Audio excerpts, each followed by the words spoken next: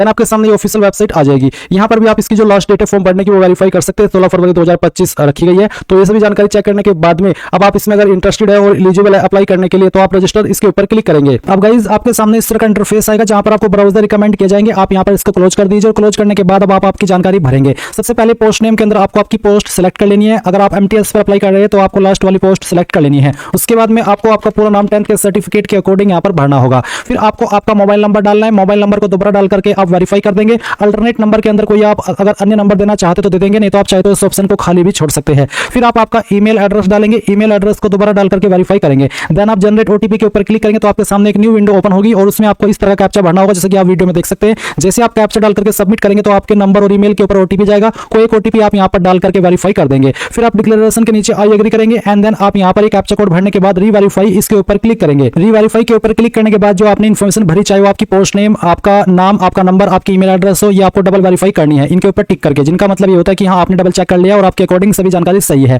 फिर आप सबमिट करेंगे, यहाँ से आई एग्री कर देंगे और फिर आप यहाँ पर एक बार ओके कर देंगे। ओके करने के बाद आप देखेंगे कि जो आपका रजिस्ट्रेशन है वो हो चुका है। अभी आप यहाँ से इसको क्लोज कीजिए और क्लोज करने के बाद आप गो टू एप्लीकेशन इसके ऊपर क्लिक करेंगे। देन आपके सामने इस तरह से प्रोसेसिंग होगी जहां पर आपको ब्राउजर रिकमेंड किए जाएंगे, तो आप इसको होने दीजिएगा और फिर जैसे ये कंप्लीट हो जाए तो आप इसको यहाँ से क्लोज करिएगा। क्लोज करने के बाद अब आपकी कुछ अन्य जानकारी यहाँ पर भरेंगे, जैसे कि गाइस यहाँ पर आपको आपका जेंडर बताना है, मेल, फीमेल या ट्रांसजेंडर। उसके बाद में जो आपकी डेट ऑफ बर्थ है वो आप यहाँ पर कैलेंडर के ऊपर क्लिक करके सेलेक्ट करेंगे, ईयर, मंथ और उसके बाद में डे। देन आप नेशनलिटी में सिटीजन ऑफ इंडिया सेलेक्ट कर लेंगे। फिर आती है आपकी रिजर्वेशन कैटेगरी, तो आप यहाँ पर इसमें जो भी आपकी कास्ट कैटेगरी है, general, EWS, OBC, SC, ST, जो भी है वो आप सेलेक्ट कर लेंगे। वैसे तो मैं ओबीसी में आता हूँ बट मैं इस फॉर्म को डेमो के लिए भर रहा हूँ, तो यहाँ पर मैं एससी सेलेक्ट कर लेता हूँ ताकि कोई फीस पे ना करनी पड़े और मैं आपको पूरा प्रोसेस दिखा पाऊँ, क्योंकि एससी एसटी के लिए कोई फीस नहीं है। फिर पर्सनल डिटेल में आप यहाँ पर देखेंगे फादर नेम और मदर नेम, तो जो भी आपके पिता का नाम है और जो आपके माता का नाम है वो आप यहाँ पर 10th के सर्टिफिकेट के अकॉर्डिंग भर देंगे। फिर गाइस यहाँ पर आपको आपका मैरिटल स्टेटस बताना है, married, unmarried, window, widower, divorce, judicially separated, तो जो भी आपका स्टेटस है वो आप सिलेक्ट कर लीजिएगा। उसके बाद में जो आपका रिलीजन है वो रिलीजन आप यहाँ पर सिलेक्ट कर लेंगे और फिर आप थोड़ा सा नीचे आएंगे तो आप यहाँ पर देखेंगे मार्क्स ऑफ आइडेंटिफिकेशन, आपकी बॉडी के ऊपर निशान जिससे आपकी बॉडी की पहचान होती है। ये निशान आपकी बॉडी के ऊपर कहीं पर भी हो सकता है।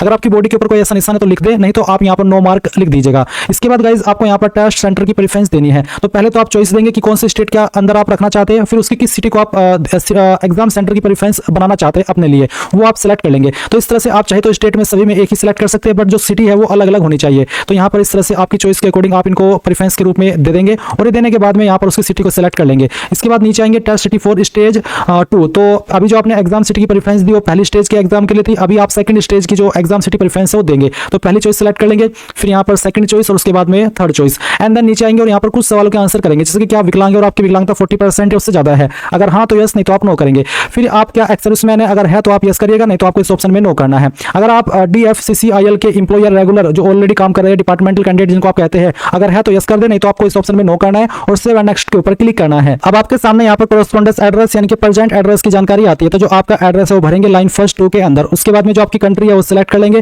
फिर यहाँ से जो आपकी स्टेट है वो आप सिलेक्ट कर लेंगे। स्टेट सिलेक्ट करने के बाद में आप यहाँ पर आपकी डिस्ट्रिक्ट भी सिलेक्ट कर लेंगे और फिर जो आपका पिन कोड है वो भी आपको यहाँ पर डाल देना है। अब अगर आपका परमानेंट एड्रेस और प्रेजेंट एड्रेस सेम है तो आप यहाँ पर यस कर दीजिए, और अगर अलग अलग है तो अनटिक करके अलग से आप यहाँ पर अपना परमानेंट एड्रेस भर सकते हैं। उसके बाद आप सेव एंड नेक्स्ट इसके ऊपर क्लिक करेंगे। नाउ गाइस आपके सामने यहाँ पर क्वालिफिकेशन की जानकारी आ चुकी है, तो सबसे पहले आप 10th की इन्फॉर्मेशन भरेंगे। तो यहाँ पर name of the board council के अंदर आप बताएंगे कि आपने किस बोर्ड से आपकी 10वीं की है, उसका नाम आपको देना होगा। किस साल के अंदर पास कर ली थी वो साल सिलेक्ट कर लेंगे। इंस्टीट्यूट नेम के अंदर आपको आपके स्कूल कॉलेज का नाम देना है जहां से भी आपने आपकी 10वीं पास की है, पूरा नाम आप यहाँ पर डाल दीजिएगा। फिर आपके नंबर किसके अंदर थे, परसेंटेज या CGPA, तो मेरे परसेंटेज थे, मैं परसेंटेज सिलेक्ट किया हूँ। उसके बाद में बताना कि आपको कितने नंबर आए थे वो आप यहाँ पर भर देंगे और कितने में से आए थे वो आप मैक्सिमम मार्क्स के अंदर भरेंगे, परसेंटेज आपकी कैलकुलेट कर ली जाएगी। इसके बाद एसेंशियल क्वालिफिकेशन, तो जिस भी पोस्ट पर आप अप्लाई कर रहे हैं उस पर अप्लाई करने के लिए जो जरूरी क्वालिफिकेशन है वो आपको यहाँ पर देखने को मिलेगी। जैसे कि मैंने MTS सिलेक्ट किया, तो MTS में 2 विकल्प है 10वीं के अलावा, एक है minimum 1 year course complete act apprentice या फिर मिनिमम 1 ईयर ITI। तो जो भी आपके पास है अप्रेंटिसशिप है तो ये सिलेक्ट कर लें, और अगर 1 साल की ITI कर चुके हैं तो आप यहाँ पर मिनिमम 1 ईयर ITI सिलेक्ट कर लीजिएगा। उसके बाद में ड्यूरेशन ऑफ ITI सिलेक्ट कर लीजिए, 1 ईयर हो चुकी है या फिर मोर देन 1 ईयर। अगर आप 2 साल की किए हो, कंप्लीट कर चुके हो, या 1 साल से ज्यादा हो चुका है तो आप मोर देन 1 ईयर सिलेक्ट कर ले, या फिर अभी आपका 1 ईयर ही हुआ है तो आप 1 ईयर सिलेक्ट कर सकते हैं। मोस्टली कैंडिडेट ऐसे होंगे जिन्होंने 1 से ज्यादा साल की कंप्लीट कर ली होगी, तो यहाँ पर मोर देन 1 ईयर सिलेक्ट कर सकते हैं। फिर आपको यहाँ पर बताना कि कहाँ से आपने आपकी जो ITI वो की है उस इंस्टीट्यूट का नाम देना होगा। इसके बाद आप यहाँ पर देखेंगे यूनिवर्सिटी नेम, तो बेसिकली जो आपकी ITI है इसके ऊपर यूनिवर्सिटी एप्लीकेबल वैसे तो नहीं होती, पर आप यहाँ पर यूनिवर्सिटी नेम के अंदर ये बता सकते हैं कि आपकी ITI SCVT के द्वारा है या फिर NCVT के द्वारा है, तो जिसके द्वारा भी है उसी यूनिवर्सिटी का नाम आप यहाँ पर दे देंगे। उसके बाद में डेट ऑफ पासिंग कंप्लीशन, कब आपने पास कर ली थी वो आप यहाँ पर बताएंगे। अगर अभी आप कर रहे हैं, आप मान लीजिए 1 साल की कर चुके हैं, तो जब आपकी 1 साल की कंप्लीट हुई है वो डेट भी आप यहाँ पर सिलेक्ट कर सकते हैं, जैसे कि मैं आपको सिलेक्ट करके दिखा रहा हूँ। इसके बाद में नंबर किसके अंदर थे वो आप बताएंगे। मैंने परसेंटेज सिलेक्ट किया तो आप बताएंगे कितने नंबर आपको आए थे। मैं डेमो के लिए नंबर आपको फिल करके दिखा रहा हूँ, आप आपके रियल नंबर यहाँ पर डालिएगा और फिर आपको मैक्सिमम मार्क्स भी यहाँ पर भर देने हैं। उसके बाद गाइस वर्क एक्सपीरियंस अगर आपके पास कोई है तो आप यहाँ पर यस कर दीजिए। यस करने के बाद में उस ऑर्गेनाइजेशन का नाम जहाँ पर आपने एक्सपीरियंस किया है या फिर उस बंदे का नाम जहाँ पर आपने काम किया और कब आपने जॉब ज्वाइन की थी वो बताएंगे, नहीं है तो आप नो कर दीजिए। इसके बाद आप सेव नेक्स्ट इसके ऊपर क्लिक करेंगे। अब आपके सामने डॉक्यूमेंट एंड पेमेंट का सेक्शन आएगा। अभी आप फोटो अपलोड करेंगे, फोटो कैसा हो जान लीजिए। फोटो का बैकग्राउंड आपका व्हाइट होना चाहिए, साइज 50 से 80 केबी के बीच में होना चाहिए, फॉर्मेट जेपीईजी या फिर जेपीजी का। तो आप ब्राउज टू अपलोड के ऊपर क्लिक करेंगे और जहां पर आपकी फोटो फाइल है वो आपको सिलेक्ट करनी है। तो चलिए मैं यहाँ पर ये फाइल सिलेक्ट करता हूँ, ओपन करता हूँ। इस तरह से आपका फोटो यहाँ पर आ जाएगा।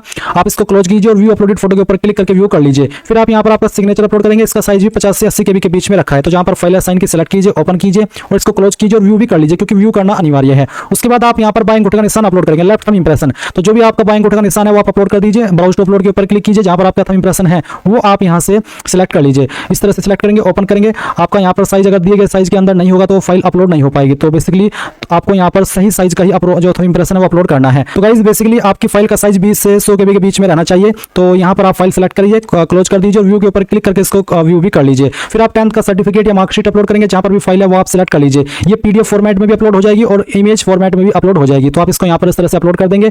फिर यहाँ पर जैसे ये फाइल आपकी अपलोड हो जाए आप इसको क्लोज करेंगे, व्यू के ऊपर क्लिक करके व्यू कर लेंगे। And then essential qualification certificate, जिसमें कि अगर आप एग्जीक्यूटिव की पोस्ट पर अप्लाई करें तो एग्जीक्यूटिव के जो सर्टिफिकेट है वो आप अपलोड करेंगे, या फिर अगर आप आईटीआई की जानकारी भरे हैं या अप्रेंटिसशिप की जानकारी भरे हैं तो जो उसका सर्टिफिकेट है वो आपको अपलोड करना है। तो मैं डेमो के लिए भरा हूं तो मैंने यहाँ पर रैंडम फाइल अपलोड कर दी है इस तरह से।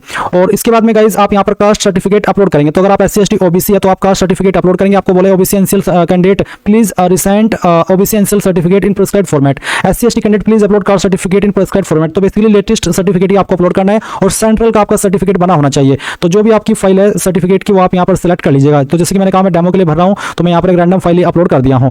अभी आप नीचे की तरफ आएंगे, डिक्लेरेशन के ऊपर टिक करेंगे। इनके ऊपर टिक करने का मतलब है कि आपने सभी जानकारी को अग्री किया है। ये कैप्चा कोड डालेंगे, प्रीव्यू के ऊपर क्लिक करके जो जानकारी भरी है उसको एक बार फिर से चेक कर लेंगे। जब आपको लगे कि सभी जानकारी सही है तो ही आप यहाँ पर सबमिट कीजिएगा। अब आप यहाँ पर देख सकते हैं your application form has been submitted successfully. आप यहाँ से इसको क्लोज कर दीजिए और प्रिंट के ऊपर क्लिक करके अगर आपके पास अभी प्रिंटर नहीं है तो इसको पीडीएफ के रूप में सेव कर लीजिए और बाद में आप इसको प्रिंट करा लीजिएगा। तो